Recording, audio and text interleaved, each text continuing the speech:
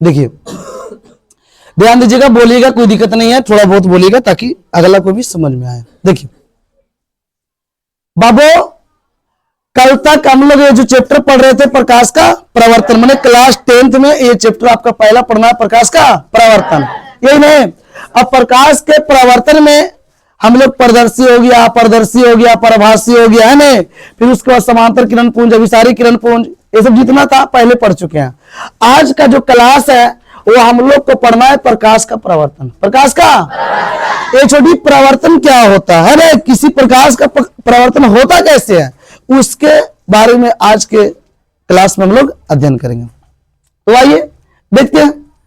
देखिए ये क्लास 10 का मैंने भारती भवन का बुक है ना, लिखा हुआ क्या है कि प्रकाश के किसी वस्तु से टकराकर लौटने को प्रकाश का प्रवर्तन कहते हैं।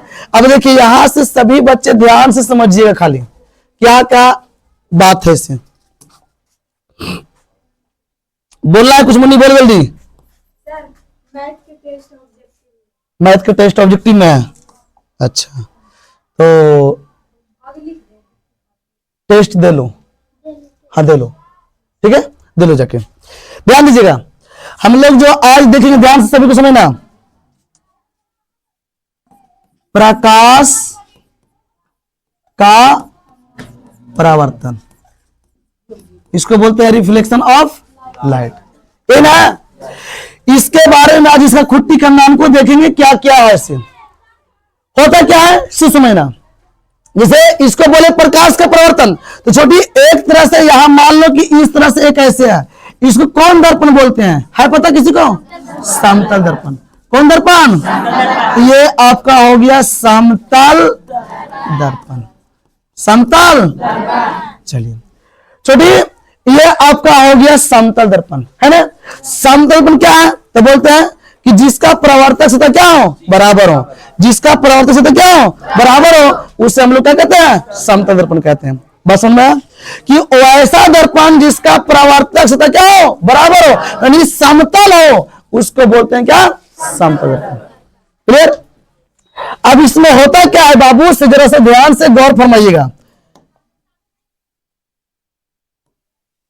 देखिए होता क्या है कि कोई किरण ऐसे आया और यहां पे टकरा गया, क्या आ गया, टकरा गया। हेलो इधर देखिए, कोई किरण आया, ये क्या हो गया, टकरा गया। टकराता जहां पर है उसको बोलते हैं आपतन बिंदु। कौन बिंदु? आपतन बिंदु। डिफिनीशन यहीं पे याद करवा देंगे, खाली ध्यान से आप समझिएगा तब। कौन बिंदु? आपतन बिंदु, ठीक है। और जो किरण आती है उसको कौन किरण बोलते हैं, आपतित किरण। कौन किरण? आपतित किरण। कौन किरण? आपतित किरण। क्या बात समझ में आया? ठीक है, आपतित किरण किसको बोलते हैं, ठीक है, बोले टाइम नहीं है, ठीक है। यहां पे क्या हो गया, आपतित किरण। क्या यहां तक समझ में आया? अब आपसे पूछेगा सर आपतित किरण क्या है, आपतन बिंदु क्या है, तो इसको हम तुरंत डिफाइन करेंगे, पहले समझिए ध्यान से।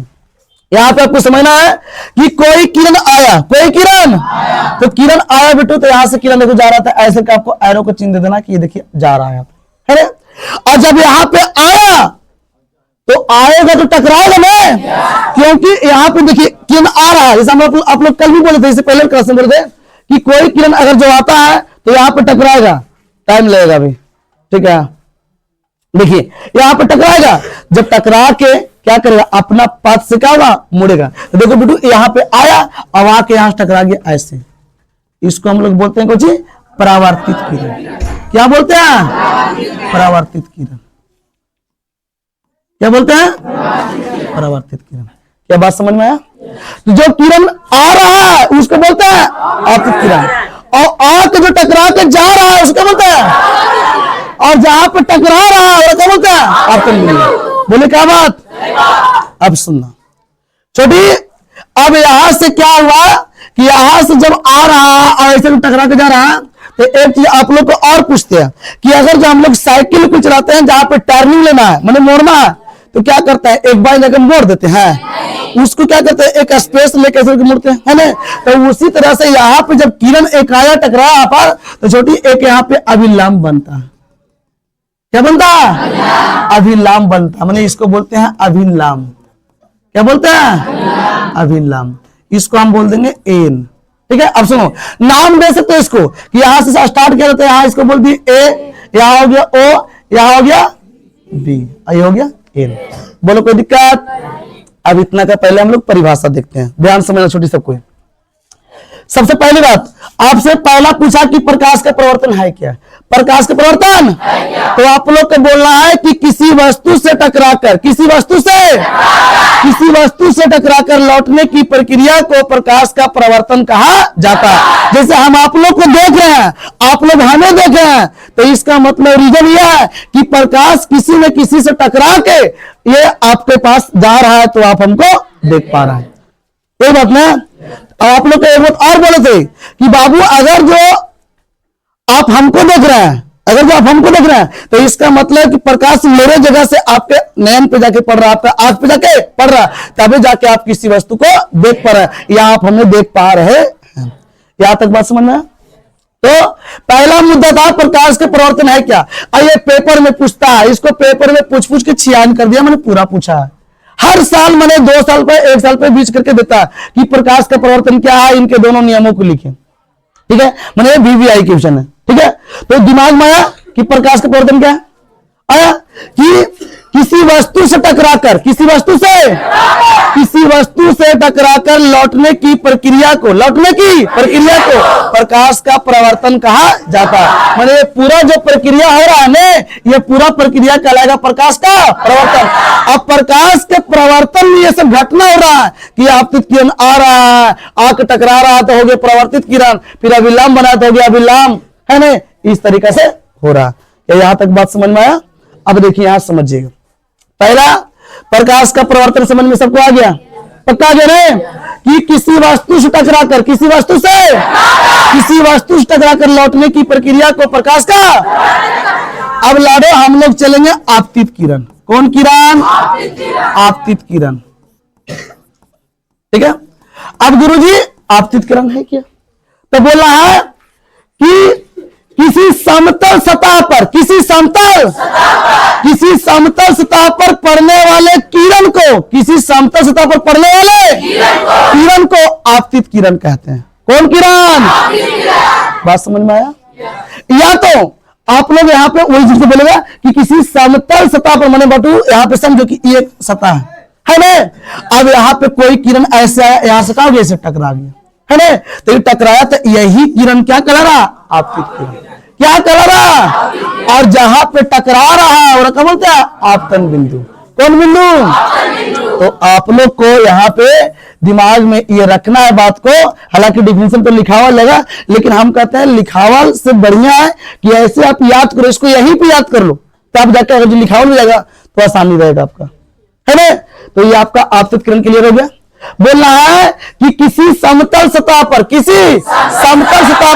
पड़ने वाले किरण को, कौन किरण कहता है? बोलो कोई दिक्कत?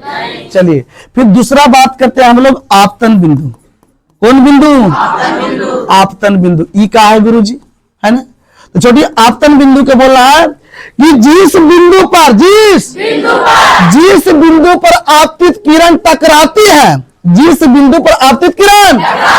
या बोला है जिस सतह पर आपतित किरण टकरा है यहाँ पर।